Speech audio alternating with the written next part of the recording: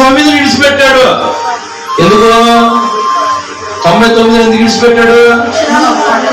చెప్పండి. వాళ్ళు గడియారం చూసుకుని టైం చూసుకుని పరుగులు తీసుకొచ్చేవాళ్ళు కాబట్టి, క్రమము తప్పరు కాబట్టి, నిబంధన చేసుకున్నారు కాబట్టి, కాల్చుకున్నారు కాబట్టి, సమర్పించుకున్నారు కాబట్టి, తలపరచబడ్డారు కాబట్టి వాళ్ళు ఎట్టి పరిస్థితుల్లో తప్పిపోరు. తప్పిపోయిన వాడి కోసం ఎందుకు వెళ్ళాడంటే వాటిని తీసుకొచ్చి 4 దెబ్బలేసి ఎందుకు వెళ్ళేవారు? గాడిద సన్నాసి తీసుకొచ్చి మందులో కలపడానికి తప్పిపోయిన వాటి కొరకే దేవుడు ఏం చేశాడు తెలుసా?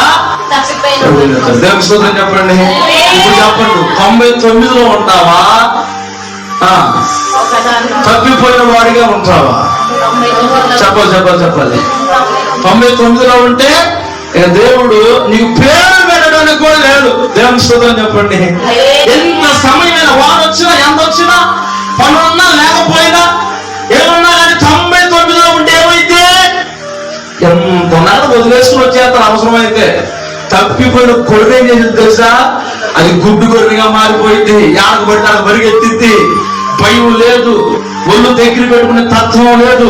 తప్పిపోయేదే ఒక అలవాటుగా నేను చేసుకుంటాను. దేవుని స్తోత్రం చెప్పండి. అర్థమవుతుంది నేను చెప్పింది? తప్పిపోవడమే ఒక అలవాటుగా నేను చేసుకుంటారు అంతే.